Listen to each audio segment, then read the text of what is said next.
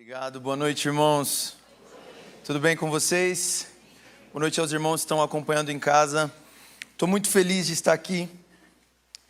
Segunda ministração do dia, mas eu me sinto muito renovado pelo Espírito para pregar mais uma vez essa palavra e eu oro para que o Espírito Santo nos abençoe essa noite, amém? Como o Douglas já falou, meu nome é Vitor, eu moro em Montemor, faço parte do movimento Convergência.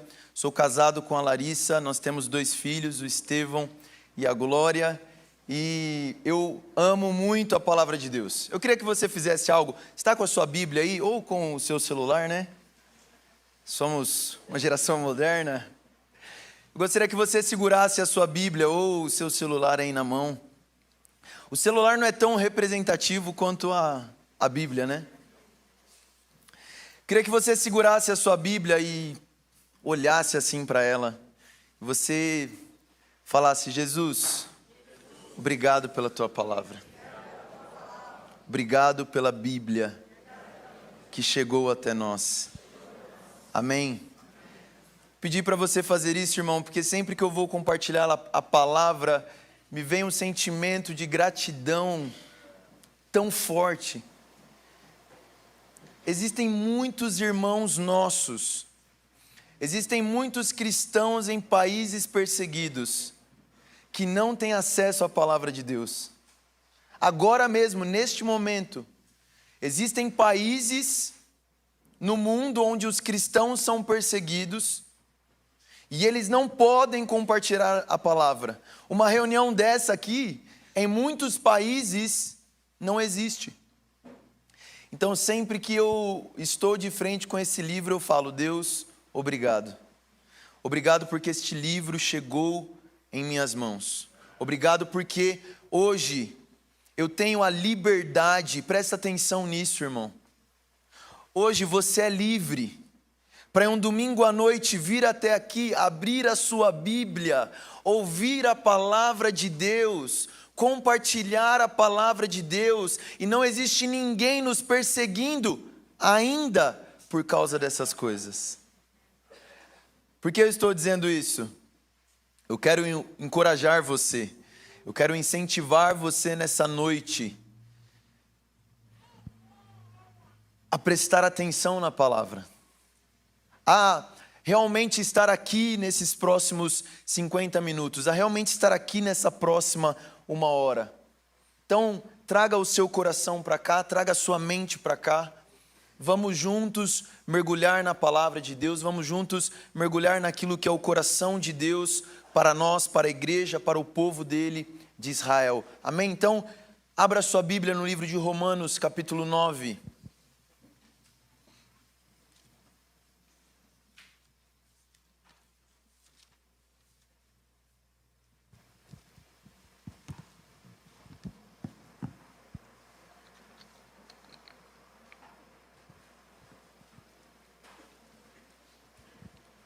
Vamos ler a partir do versículo 1, Romanos capítulo 9, versículo 1. O apóstolo Paulo diz o seguinte aqui no texto, versículo 1. Digo a verdade em Cristo, não minto. Minha consciência dá testemunho comigo no Espírito Santo, de que tenho grande tristeza e incessante dor no coração. Porque eu mesmo desejaria ser amaldiçoado e excluído de Cristo por amor de meus irmãos, meus parentes segundo a carne. Eles são israelitas, e deles são a adoção, a glória, as alianças, a promulgação da lei, o culto, as promessas. Deles são os patriarcas, e deles descende o Cristo segundo a carne, o qual é sobre todas as coisas, Deus bendito eternamente. Amém. Esta é a palavra do Senhor. Vamos orar mais uma vez. Deus, nós estamos diante de Ti nessa noite. Nós estamos diante da Tua palavra. E nós pedimos: unja a Tua palavra nessa noite, Senhor. Unja ao falar da Tua palavra, unja ao ouvir da Tua palavra. Que o Teu Espírito Santo esteja aqui conosco. Espírito de sabedoria e revelação. Abra os nossos olhos para Te conhecer. É o que nós pedimos em nome de Jesus. Amém. O assunto que nós vamos falar hoje é este assunto relacionado a Israel. Na semana passada, o Aldair introduziu este assunto aqui, nós vamos dar continuidade nesse assunto. E é um tempo muito oportuno para nós falarmos sobre isso, porque atualmente existe uma mobilização muito forte na igreja, tanto no Brasil quanto em várias igrejas de várias nações, uma mobilização de 21 dias de oração e intercessão por Israel.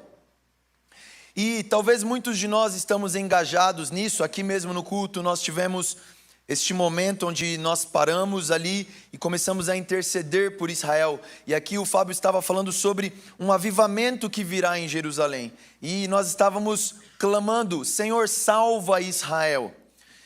E muitas vezes nós estamos engajados, mas nem sempre entendemos. Esse assunto de Israel hoje na igreja brasileira é um assunto um pouco controverso.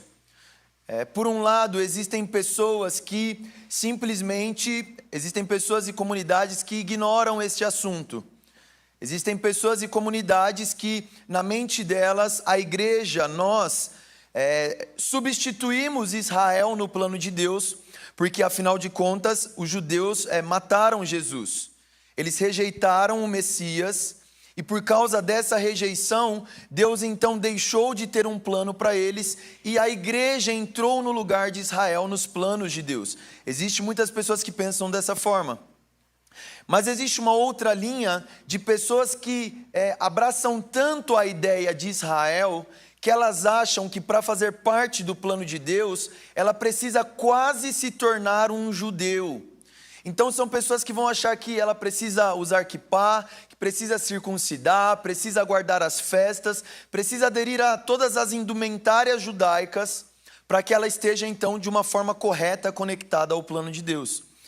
E a minha ideia aqui é tentar mostrar um pouco para você qual é a relação que existe entre o povo de Israel e nós como igreja nas nações, como igreja gentílica. Quando nós usamos esse termo gentios, gentil é todo aquele que não é judeu. Então, a Bíblia divide a humanidade nessas categorias, judeu e gentil. Ou em até algumas vezes vai aparecer judeu e grego, mas é judeu e gentil que ela está falando. E por que este assunto é importante para nós? Porque as raízes da nossa fé estão conectadas no povo judeu. Então, é muito importante você saber isso, que você só está aqui hoje, no domingo, dia 21, ouvindo esta palavra, adorando a Deus por causa do povo de Israel. As raízes da nossa fé estão conectadas a este povo. Óbvio que existe a soberania de Deus em todas as coisas. Mas, se você parar para pensar, nós estamos aqui adorando a um Deus que nós chamamos Deus de Abraão, Isaque e Jacó. Quem são esses? Os patriarcas, os primeiros pais do povo de Israel. Nós cantamos aqui Yeshua. Yeshua é um nome hebraico. Quando nós abrimos a nossa Bíblia e lemos as histórias do Antigo Testamento, o Antigo Testamento está contando a história do quê? Do povo de Israel. Então nós olhamos para a história do povo de Israel e nós pedimos: Senhor, fala conosco. Senhor, ministra ao meu coração aqui no livro de Salmos. O que é o livro de Salmos? É o devocional de homens judeus. Então percebe como a nossa fé está intimamente conectada a isso, e se não bastasse tudo isso, o Deus que nós adoramos, Jesus, em sua humanidade, é um homem judeu. Irmãos, isso, eu não sei você, mas quando eu comecei a pensar nessa ideia, me causou uma leve ofensa na minha mente e no meu coração. Pensar que o Filho de Deus, Jesus Cristo, aquele que morreu na cruz para a salvação de todos os homens, ele é judeu e não é brasileiro. Mas assim, ele é judeu e também não é americano. Ele é judeu e não é inglês. Ele é judeu. E às vezes quando a gente fica falando judeu, nós estamos falando de uma nação que existe até hoje. Se você pegar um avião, comprar uma passagem, for lá para o Oriente Médio, você vai chegar neste pedaço de terra chamado Nação de Israel. Tem fronteiras. Precisa de visto para entrar. Existe. é real. Essa nação que nós lemos aqui na Escritura, este povo judeu que nós lemos na Escritura, ele existe até hoje. Então nós não estamos falando simplesmente de uma historinha bíblica que hoje nós não temos nenhuma relação com ela. A história continua. Eu sempre gosto de dizer, amo aquele ministério chamado Atos 29. Nós somos Atos 29. Se você não entendeu, o livro de Atos vai até o capítulo 28. Então, quando nós falamos que somos Atos 29, nós somos a continuação dessa história que é contada nas Escrituras. Você faz parte disso. Você faz parte do plano de Deus. E o meu objetivo nessa noite aqui é que o seu coração seja aquecido com o plano de Deus. Que você volte toda a sua vida para viver para os propósitos do Senhor. Então nós estamos orando por Israel por uma razão. As pessoas que acham que Deus não tem mais um plano específico para Israel, pense comigo, por que uma nação menor do que o estado do Sergipe aqui no país sempre está nos noticiários? Porque existem tantas lutas, tantas guerras, tantos conflitos naquela região que é um deserto. As coisas que tem lá são coisas que os homens fizeram. Naturalmente falando, não existe nada lá em Israel, mas existe uma luta por aquele pedaço de terra, porque existe uma batalha espiritual sendo travada naquela região. Irmão, olhe para a história de Israel. Quantas vezes na história Satanás tentou destruir o povo de Israel? Faraó no Egito mandou matar todas as crianças. Depois, no período da rainha Esther, mandaram matar todos os judeus. Herodes mandou matar todas as crianças. Algo mais próximo a nós, o Holocausto, 6 milhões de judeus foram dizimados. O que é isso? Existe uma tentativa de Satanás de destruir a nação de Israel. Ou seja, existe algo de Deus para aquela nação. E você precisa entender como que a sua vida, jovem, não tão jovem, velhos, como que a sua vida está conectada a isso? Porque eu quero te contar um segredo que eu tenho aprendido nesses últimos anos. Quando você abre mão de perseguir os seus próprios sonhos, quando você abre mão de perseguir os seus próprios desejos, e você faz dos desejos de Deus os seus desejos, quando você se lança no plano de Deus, a sua vida encontra o verdadeiro sentido aqui nessa terra. A sua vida começa de fato a ter um significado profundo. Quando nós nos entregamos completamente ao plano de Deus, não existe melhor coisa do que se entregar ao plano de Deus, não apenas no domingo, todos os dias da nossa vida. Todas as horas do nosso dia, todos os minutos das nossas horas, nos entregarmos à vontade e ao plano de Deus, é a melhor coisa que nós podemos fazer. Sabe por quê? Você foi criado para isso.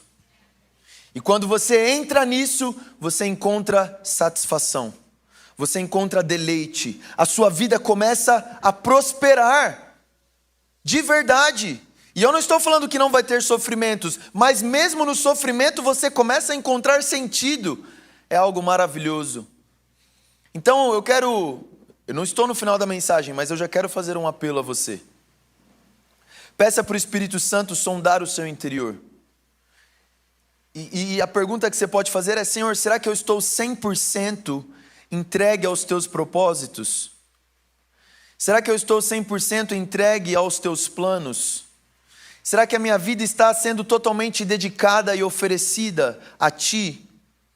E este assunto de Israel está conectado com isso. E eu li aqui Romanos capítulo 9, e o título da minha mensagem é Identificando-se com a Angústia de Paulo. Identificando-se com a angústia de Paulo. E nós vamos falar sobre a razão da angústia de Paulo, o fruto, o resultado da angústia de Paulo, e a nossa resposta à angústia de Paulo, a razão da angústia, o fruto que essa angústia produziu e a nossa resposta. O livro de Romanos é um livro que Paulo escreveu e ele nunca tinha visitado esses irmãos pessoalmente. Mas qual é o contexto dessa carta? A igreja em Roma foi fundada por judeus.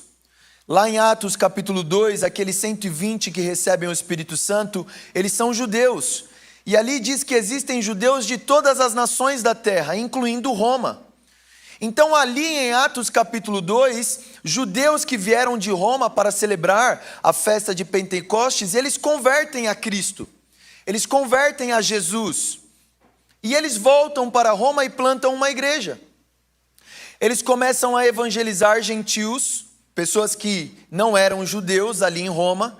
Eles começam a evangelizar o povo de Roma. Gentios também se convertem e agora fazem parte ali da igreja em Roma. E eles convivem juntos. Mas em determinado momento, e você pode anotar o texto, Atos 18, o imperador Cláudio, ele emite um decreto e expulsa todos os judeus de Roma. Ele manda os judeus voltarem para Jerusalém, expulsa os judeus de Roma. Posteriormente, um outro imperador, Nero, ele revoga esse decreto. E ele manda os judeus voltarem. Quando os judeus voltam para Roma, quem que eles encontram ali? Os gentios que converteram e ficaram ali. E agora esses gentios estão em um dilema sobre esses judeus que estão voltando. Se eles devem ou não aceitar esses judeus de volta ali na igreja. E Paulo está escrevendo justamente para solucionar esse problema, a questão de judeus e gentios no plano de Deus. Este é o assunto principal do apóstolo Paulo. E os capítulos 9, 10 e 11 de Romanos é o ápice do livro de Romanos. Muitas pessoas não veem dessa forma. Inclusive, gente, eu lamento muito que para muitas pessoas o livro de Romanos vai até o capítulo 8. Depois do capítulo 8 parece que, sei lá, Paulo começa a falar de um outro assunto que não tem nada a ver com o que ele falou anteriormente. Mas então Paulo escreve para falar sobre esse dilema. Então ele diz no capítulo 1 que os gentios estão debaixo do pecado. No capítulo 2 ele diz que os judeus também estão debaixo do pecado, da mesma forma que os gentios. No capítulo 13, ele coloca os dois no mesmo pacote. Todos pecaram, estão destituídos da glória de Deus. E a partir do capítulo 4, ele fala sobre a justificação pela fé. Tanto os judeus quanto os gentios só serão justificados diante de Deus por meio da fé, não por causa das obras. O evangelho é a solução do conflito que existe em Roma entre judeus e gentios. E no fim das contas, o evangelho é a solução para todos os conflitos que existem nessa terra. Não é diferente aqui em Roma. E aí nós temos o capítulo 8 de Romanos. Que capítulo maravilhoso. É o capítulo que, quando nós estamos um pouco deprimidos, nós corremos ler este capítulo. É o capítulo que muitas pessoas fazem música deste capítulo. Não há mais condenação para os que estão em Cristo Jesus. Amém? Você crê nisso? Você consegue se empolgar com isso? Não há condenação para quem está em Cristo Jesus. Paulo continua: nada pode nos separar do amor de Deus. Você está entendendo isso, amor? Achei que estou falando com minha esposa, que eu costumo pregar para ela antes de pregar no púlpito. Nada pode nos separar do amor de Deus. Nada. E Paulo coloca em Romanos 8, nem principados, nem potestades, nem o presente, nem o porvir, tribulação, perigo, espada. Nada pode separar você do amor de Cristo. Você consegue entender a dimensão disso? Paulo diz: em todas as coisas somos mais que vencedores. Irmão, eu preciso confessar algo. Eu nem sei o que é ser mais que vencedor. Porque ser vencedor já é algo extremo, já é algo bom. Mas em Romanos 8, Paulo está dizendo que nós somos mais do que vencedores. por causa da obra de Jesus na cruz. Nós estávamos cantando aqui sobre o Evangelho. O Senhor abriu um caminho de volta ao Pai. Por causa do sangue de Jesus, nós fomos perdoados dos nossos pecados e nós podemos nos alegrar. Não há condenação para os que estão em Cristo Jesus. Romanos 8. Ah, como eu gosto de Romanos 8. Mas aí, irmão, depois de Romanos 8 tem o quê? Romanos 9. Não dá para entender como é que Paulo sai deste pico de exultação em Romanos 8, e aí ele vai para Romanos 9, e ele começa a dizer: tenho grande tristeza. Eu quero que você sinta o drama do apóstolo. Eu quero que você se coloque no lugar do apóstolo. Ele acabou de escrever Romanos 8. Um versículo depois ele está dizendo: mas tenho grande tristeza. Não é simplesmente uma tristeza, é mais do que isso, é uma angústia incessante. Irmão, o que é algo incessante? Que dia e noite está ali no seu peito. Você se esforça para não sentir, mas você sente. Eu acompanho irmãos que lutam contra a depressão. É terrível, porque ele não consegue não sentir aquela tristeza. Paulo está dizendo: eu tenho uma angústia incessante, dia e noite. Quando eu acordo, eu sou o apóstolo de Romanos 8, mas tenho uma angústia no meu peito. Quando eu vou deitar, eu coloco a cabeça no travesseiro, eu lembro que nada pode me separar do amor de Cristo, mas existe uma angústia no meu peito. Existe uma dor incessante no meu coração. A gente acha que essas duas coisas não podem existir. Mas quando nós falamos sobre o coração de Deus, irmão, o coração de Deus é Romanos 8. Amém? Romanos 8, nós devemos festejar Romanos 8? Devemos. É o coração de Deus? É o coração de Deus. Mas o coração de Deus também é Romanos 9. E nós não podemos parar em Romanos 8. Nós não podemos abraçar apenas os aspectos do coração de Deus que nós gostamos. Nós precisamos abraçar todo o coração de Deus. Se nós queremos de fato ser a igreja de Cristo, nós devemos abraçar o coração de Deus por completo, mesmo que aquilo não te agrade em primeira instância. E Paulo está dizendo que a dor que ele sente, a angústia incessante, é por causa dos irmãos dele, o povo de Israel. Irmão, eu tenho falado sobre esse assunto há bastante tempo, mas eu confesso, eu não sinto isso. Mas é nosso chamado, como povo de Deus, sentir a dor do coração de Deus. E quando Paulo está dizendo, ele não está dizendo simplesmente como um homem. No primeiro versículo ele diz, para você ter certeza de que não é um sentimento carnal. Para você ter certeza que não é um sentimento natural. Não é um sentimento que você consegue produzir no seu interior. Ele diz no versículo 1, digo a verdade em Cristo. Para você acreditar, ele diz, não minto. Digo a verdade em Cristo. Não minto. Minha consciência dá testemunho comigo no Espírito. O que ele está dizendo? Este sentimento não é meu. Este sentimento é o sentimento de Deus. Irmãos, se nós estamos aqui, seja você a idade que você tem, e você diz que você serve ao Senhor, você precisa sentir o que o coração dele sente. Você precisa sentir as dores do coração do Senhor. Nós não podemos tratar Deus de uma forma utilitária. O cristianismo moderno é uma invenção que não tem nada a ver com o cristianismo da Bíblia. O cristianismo moderno, nós vamos a Deus como um Papai Noel. Estou precisando disso. Vou viver minha vida. Estou precisando disso. Agora vou viver minha vida. Isso não é cristianismo.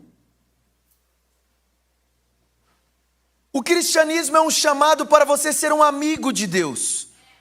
O cristianismo é um chamado para você estar próximo do coração de Deus.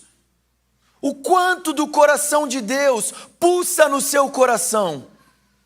O quanto as batidas do coração de Deus estão sintonizadas com as batidas do seu coração. O quanto você se preocupa com isso. E Paulo, ele está sentindo esse peso por quê? Porque no momento em que ele está escrevendo e até hoje, o povo de Israel não está em obediência a Deus. O povo que foi escolhido por Deus está em desobediência ao Senhor. E Paulo diz: deles são as promessas, deles são as alianças, deles descende o Cristo segundo a carne. Gente, você consegue entender isso? Eu quero que você entenda o escândalo que é isso. Jesus Cristo, 100% Deus, o Filho de Deus, veio para a terra, se fez homem, entrou no ventre de uma mulher hebreia, há 2000 anos atrás, uma jovem, lá na Palestina. Jesus nasceu em Belém, Jesus nasceu em Israel, Jesus é judeu, e o próprio povo onde ele nasceu o rejeitou. João capítulo 1 diz que ele veio para os seus, mas os seus não o receberam.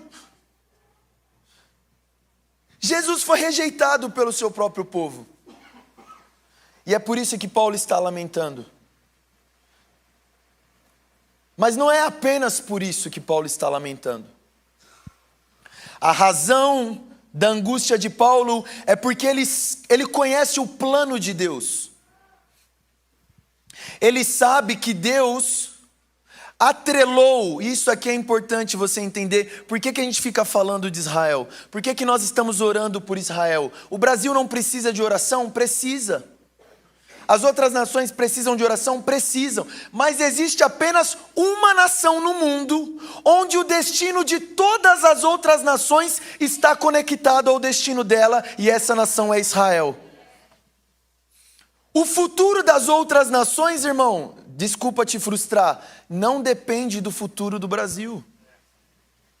Agora, quando nós falamos de Israel, nós estamos dizendo que o futuro de todas as nações está amarrado ao futuro da nação de Israel. Deus escolheu assim. Em Gênesis 12, o que está acontecendo em Gênesis 12? Gênesis 11, só para refrescar a sua memória, Torre de Babel. As nações são formadas ali. Gênesis 11, a divisão das línguas. Lembra disso, amém? O que está acontecendo em Gênesis 11? As nações estão sendo formadas. E aquilo é um juízo de Deus contra a humanidade. Como é que Deus vai trazer redenção a essas nações? Gênesis 12. Abraão, sai da tua terra, do meio dos teus pais, para a terra que eu vou te enviar. Abençoarei, farei de ti uma grande nação. Abençoarei os que te abençoarem, amaldiçoarei os que te amaldiçoarem, e o final, por meio de ti, por meio desta nação, por meio da nação que Deus está formando de Abraão, todas as nações da terra um dia serão abençoadas. Irmão, você lembra daquela música que a gente canta? E os povos verão e virão a Sião aprender sua lei, pois a sua justiça governa. Nós estamos cantando a vida inteira e não sabíamos. Os povos, as nações verão, irão até Sião, irão até Jerusalém aprender a lei do Senhor. Durante o reino de Jesus Cristo no milênio, a Bíblia diz que todas as nações vão para Jerusalém rogar ao Messias: nos ensine a sua lei. A lei sairá de Sião, a lei sairá de Jerusalém e vai abençoar todas as nações da terra. E é por isso que Paulo está dizendo: é grave, é preocupante o fato da nação de Israel ter rejeitado o Messias, porque o futuro das nações depende disso. Essa é a razão da angústia de Paulo. O segundo ponto é o fruto da angústia de Paulo. O que essa angústia gerou no coração dele? Então, Romanos capítulo 9, Paulo vai dizer que Deus escolheu Israel. E ele vai dizer algo importante em Romanos 9. Não significa que todo aquele que é filho de Abraão é israelita. Ele está dizendo, não significa que por ser descendente físico de Israel, a pessoa é automaticamente salva. Não existe isso, irmão. O que Paulo está falando no livro de Romanos inteiro é: a salvação é por meio da fé. João Batista diz: vocês estão falando que vocês são filhos de Abraão? Até dessas pedras, Deus pode levantar filhos de Abraão.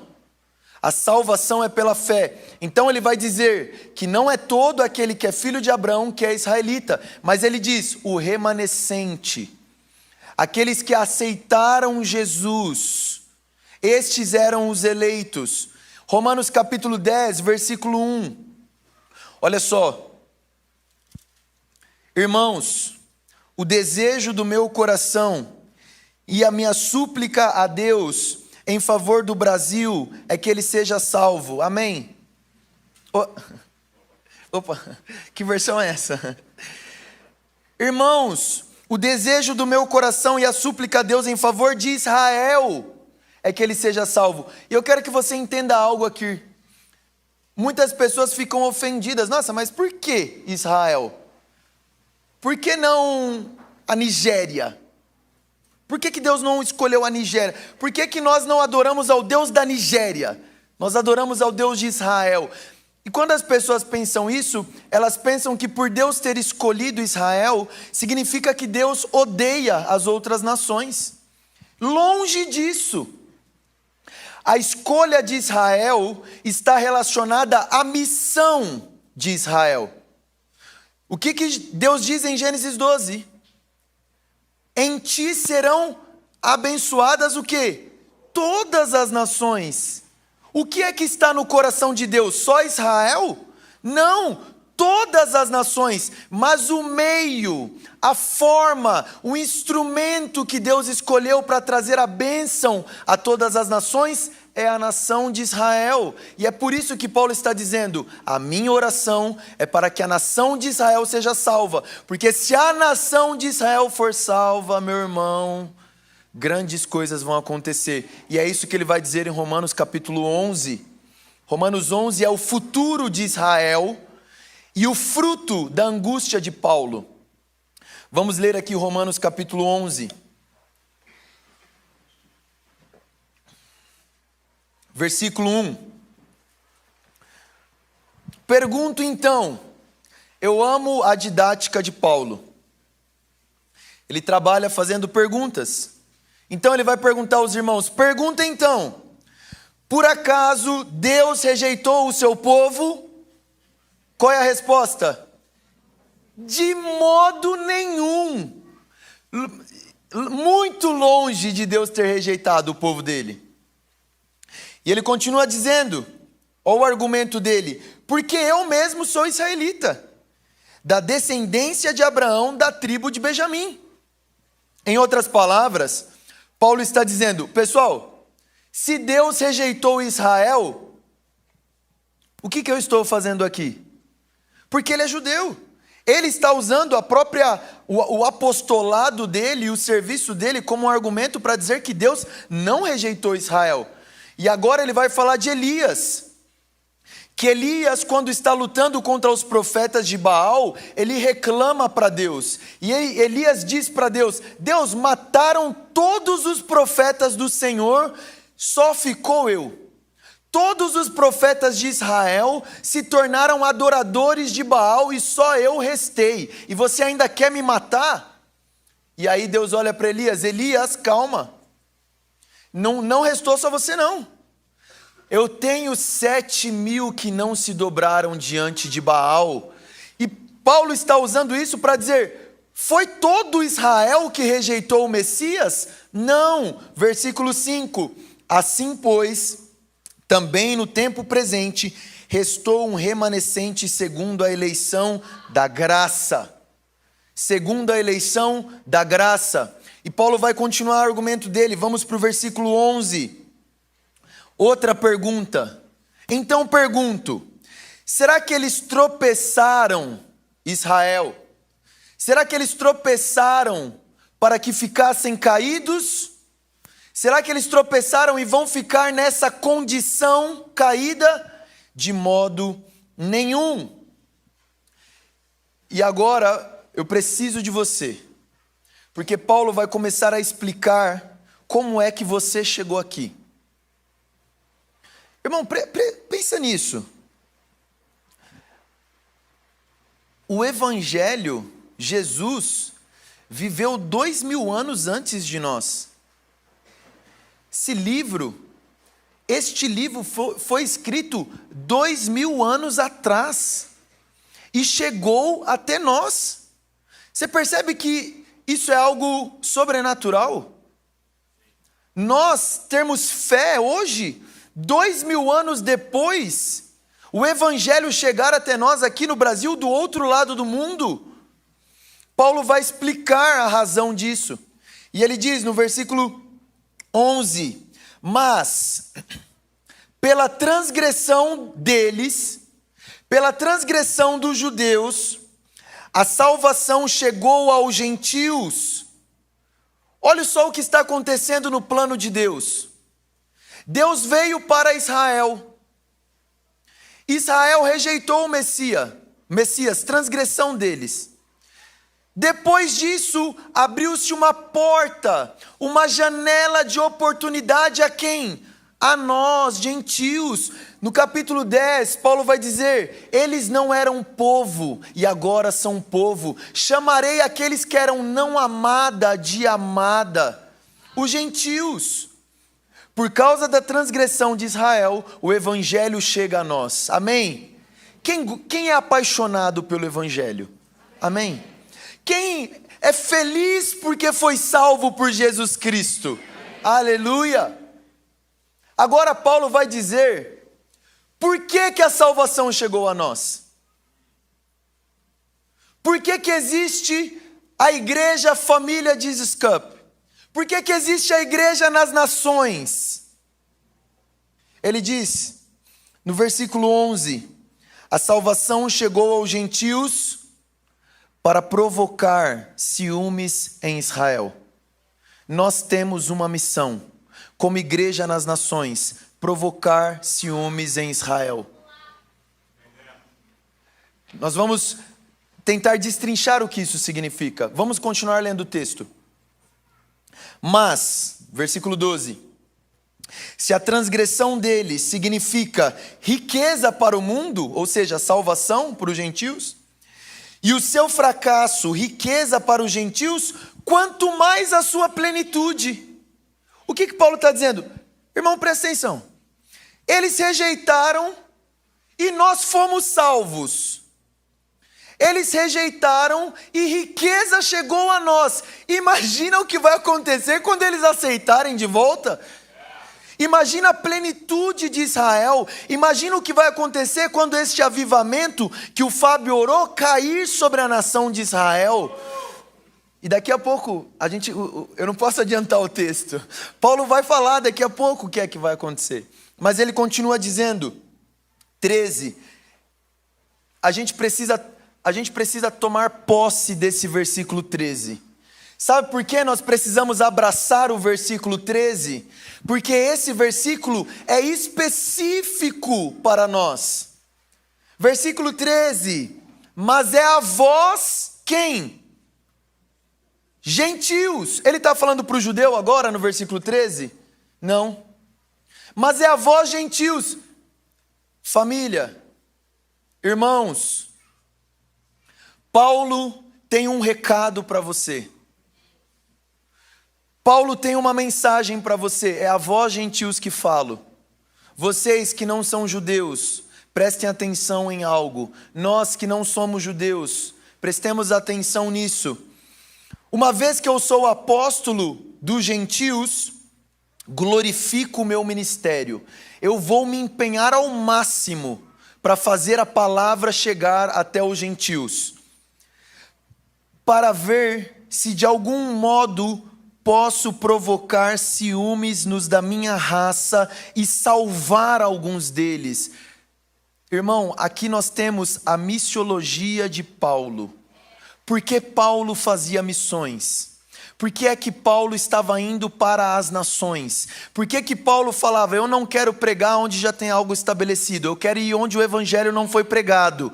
Ele está dizendo, para ver se de algum modo eu posso provocar ciúmes nos da minha raça e salvar alguns deles. Paulo está dizendo, se o evangelho chegar nos gentios, se esses gentios forem cheios do Espírito Santo, os judeus vão olhar e vão dizer, esse Espírito Santo foi prometido a nós. Nós queremos isso que vocês têm. Isso é sério. Sabe por que isso é sério? Quando as pessoas olham para a sua vida, no bom sentido, elas invejam a sua fé?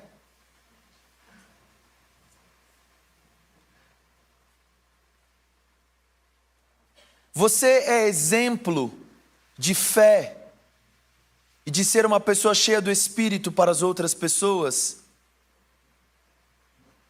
Qual é o nível e o padrão de cristianismo que você está vivendo? O quanto da graça de Deus você tem experimentado? Porque o nosso chamado como igreja é sermos cheios do Espírito para um dia provocar ciúmes em uma nação inteira. E o texto continua, versículo 15. Porque se a sua rejeição significa reconciliação do mundo, o que será a sua aceitação se não vida dentre os mortos? A gente não pode perder o que Paulo está dizendo aqui.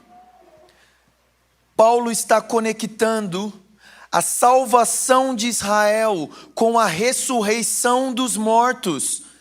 Agora você lembra quando é que acontece a ressurreição dos mortos?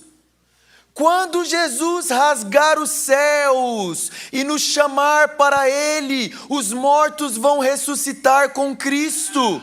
Paulo está dizendo, quando Israel for salvo, Jesus vai ressuscitar os mortos e estabelecer o seu reino. Irmãos, quantos de vocês aqui anseiam pela volta de Jesus? Quantos de vocês não aguentam mais essa era? Quantos de vocês estão cansados de pecar? Não aguento mais. Não aguento mais minha carne. Não aguento mais sofrimento. Não aguento mais tristeza. Não aguento mais doenças. Não aguento mais violência. Eu não consigo assistir jornal. Mas isso só vai acabar quando Jesus rasgar os céus e vir estabelecer o reino dele aqui nessa terra. Agora você precisa entender, é por isso que nós estamos orando pela salvação de Israel. Não é simplesmente porque nós devemos amar Israel.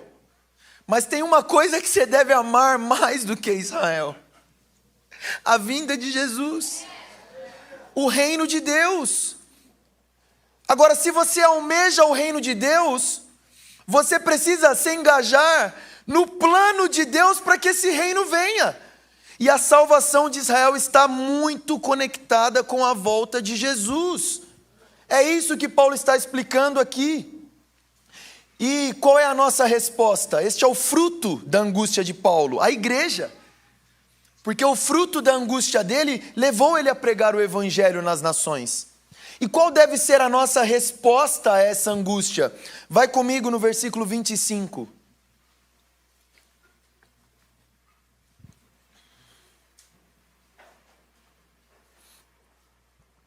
Irmãos, eu só quero lembrar você novamente de algo. Isto aqui é a palavra de Deus, amém? Quantos creem que a Bíblia é a palavra de Deus? Amém. Glória a Deus, que maravilha ouvir isso. Sabe o que isso significa? Que as palavras que estão escritas aqui neste livro, para nós que somos cristãos, não são opcionais. Quando nós olhamos para a Bíblia e para as coisas que a Bíblia fala para nós, não é uma opinião simplesmente, que eu posso olhar e pensar, será que eu correspondo a isso aqui ou não? É a palavra de Deus, é a autoridade final na vida do crente.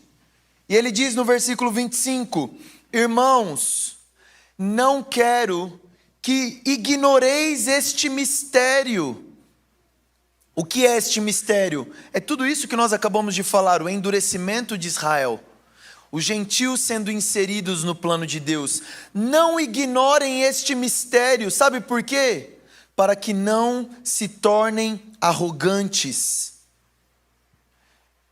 E infelizmente, a igreja no Brasil e a igreja nas nações precisa se arrepender da arrogância que existe em relação a Israel. Da arrogância que existe em achar que a igreja substituiu Israel. E irmão, eu não quero ser duro demais com você, mas essa ignorância também implica em você não se interessar pelo assunto. Então, se você não se interessa por esse assunto, você está ignorando este assunto. E se você está ignorando esse assunto, você vai se tornar arrogante. Nós não podemos ignorar isso. Então, talvez para muitos que estão ouvindo aqui ou em casa, talvez é a primeira vez que estão ouvindo isso, e tem muita coisa para explicar. Mas o desejo do meu coração é instigar você. Existe alguma coisa aí, e eu não posso ignorar. E Paulo diz, o endurecimento veio em parte. Eu quero dar outros exemplos, irmão, do que é ignorar o mistério. Eu quero dar um exemplo, é muito comum, e perceba que nós muitas vezes não estamos conscientes disso. Existe algo que nós fazemos, muito comum, quando nós estamos evangelizando alguém. Eu já fiz isso muitas vezes, tá? Eu tenho certeza que muitos aqui também já fizeram, não foi com intenções ruins. Mas quando a gente está evangelizando um novo convertido e ele diz assim para nós, eu quero ler a Bíblia, não sei nada da Bíblia, não sei nada do cristianismo, por onde eu começo lendo a Bíblia? Qual que é a nossa resposta? Começa pelo Novo Testamento. Lá no fundo, o que nós estamos querendo dizer com isso? Assim, não é diretamente que nós estamos dizendo isso, mas por trás disso, o que nós estamos dizendo? O que importa mesmo é o Novo Testamento. O Antigo Testamento, depois você lê assim, mas o que importa mesmo é você ler o Novo Testamento.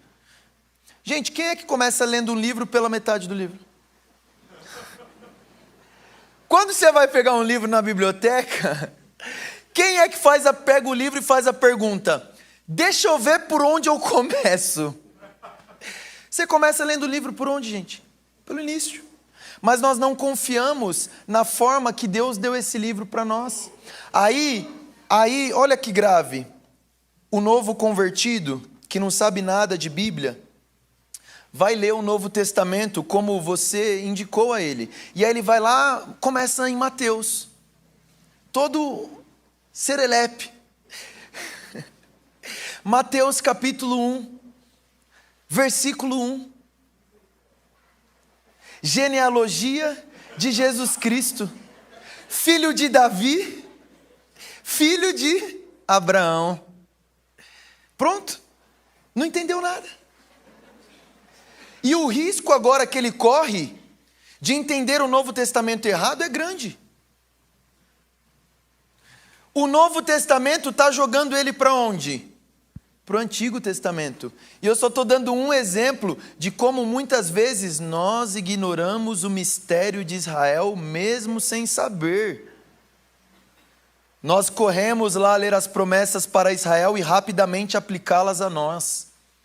Existe aplicação para nós, mas existe uma aplicação primeiro para Israel. E Paulo continua: o endurecimento veio em parte, até que chegue a plenitude dos gentios, até que nas nações exista uma igreja na plenitude do Espírito Santo, e assim todo Israel será salvo. Como está escrito: o libertador virá de Sião e desviará de Jacó as impiedades. Esta é minha aliança com eles quando eu tirar os seus pecados. Irmãos, o contexto da salvação de Israel é o contexto da grande tribulação. Uma perseguição está vindo sobre o povo de Israel.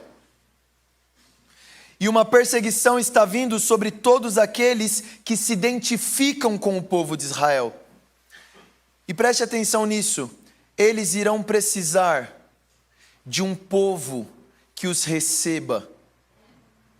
Eles vão precisar de um povo que se posicione ao lado deles no momento de maior tribulação e maior perseguição que já existiu em Israel. E a pergunta é: seremos nós este povo?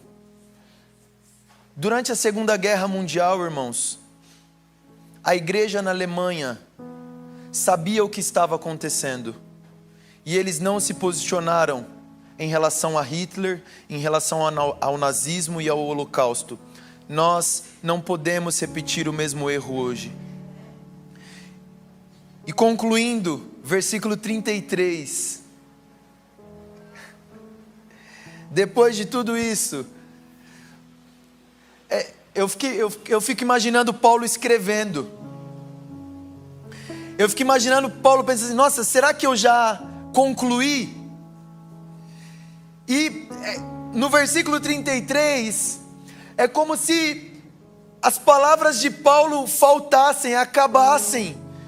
E ele contempla o plano de Deus e ele só sabe falar uma coisa: ó profundidade da riqueza e da sabedoria e do conhecimento de Deus, quão insondáveis são os teus juízos, quão inescrutáveis os teus caminhos. Deus, mesmo que eu não entenda tudo, os teus planos são perfeitos. Deus, mesmo que eu não entenda tudo, os teus caminhos são maiores que os meus. Você percebe que Paulo está se rendendo aos planos do Senhor. E ele continua: quem conheceu a mente do Senhor?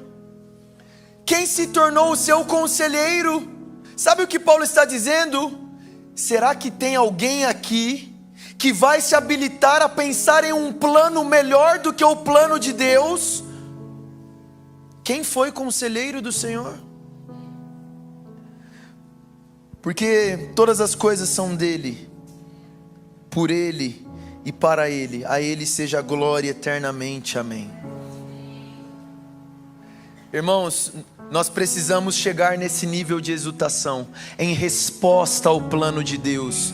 Deus, eu não era povo e agora o Senhor me fez povo. Deus, eu não fazia parte da aliança e o Senhor me colocou na aliança. Deus, Israel rejeitou, mas eles serão salvos, e todas as nações também. Ó profundidade das riquezas! E aí o capítulo 12. Eu sou a favor, irmãos. Eu não sei se já tem no Jesus Cup. Bíblia sem capítulo e versículo, tem? Tá aí uma ideia. Porque você vê o capítulo 12, aí você para de ler. Mas olha a primeira palavra do capítulo 12. Portanto, depois de você ouvir tudo isso, o que eu faço? Amanhã eu vou trabalhar. Amanhã eu acordo cedo, o que eu tenho a ver com isso? Portanto, agora que você entendeu o que Deus tem para Israel, agora que você entendeu o que Deus tem para a igreja nas nações, portanto, irmãos, exorto-vos pelas misericórdias de Deus, eu exorto-vos pelo Evangelho, eu exorto-vos pela salvação que nos alcançou. Apresentem vossos corpos, se entrega a Deus. Apresentem vossos corpos como um sacrifício vivo, santo e agradável, que é o vosso culto racional. Irmãos, por favor, não se amoldem ao esquema deste mundo.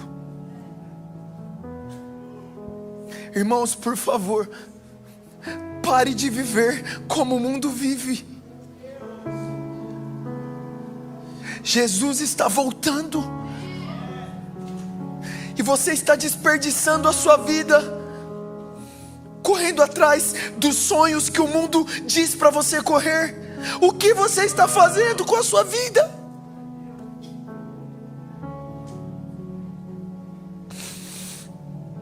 Domingo após domingo, você vem, senta, ouve a palavra, vai para casa. Isso aqui é só um ritual para você. Isso aqui não significa muito para você. Você vem aqui porque precisa cumprir a tabela, porque senão seu líder vai perguntar porque você não veio. Irmãos, não vos amoldeis ao esquema deste mundo, mas, Espírito Santo, eu oro agora, renova a nossa mente, Senhor.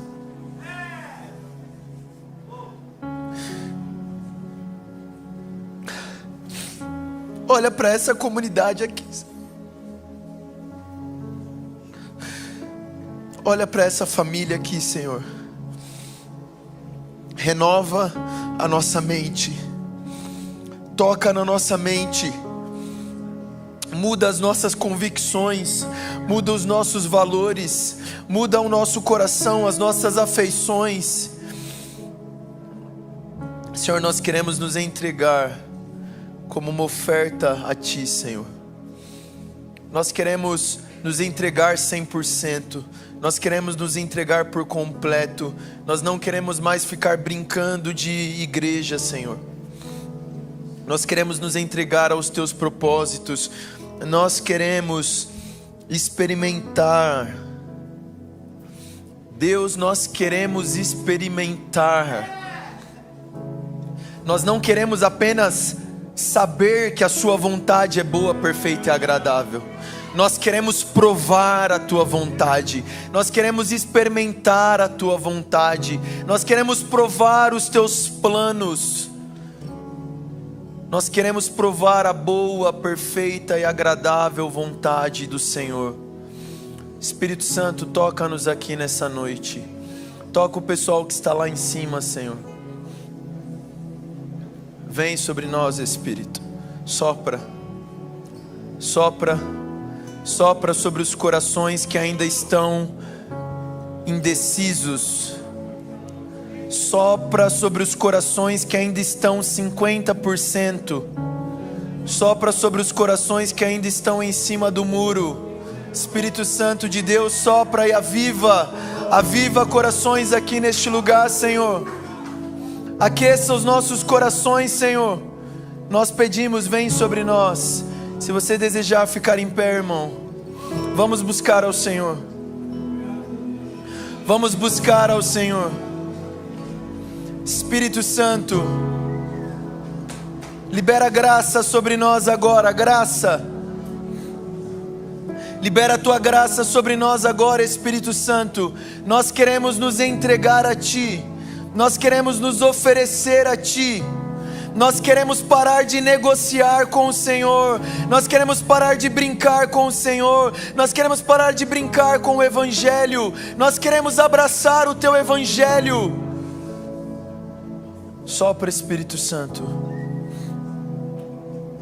Faça aquilo que eu não consigo fazer.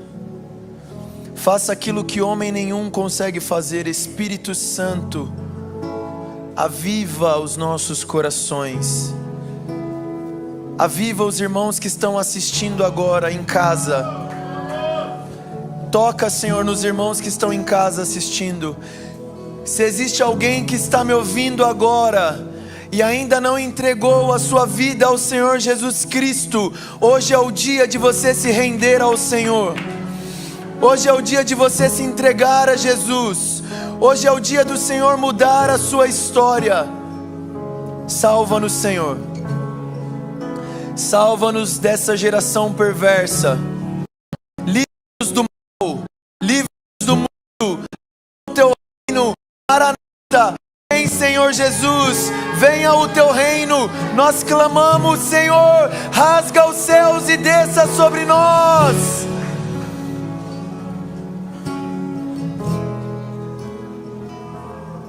Levante a sua voz, irmão. Eu já orei demais. Agora é a sua vez. Quais são as suas palavras para o Senhor?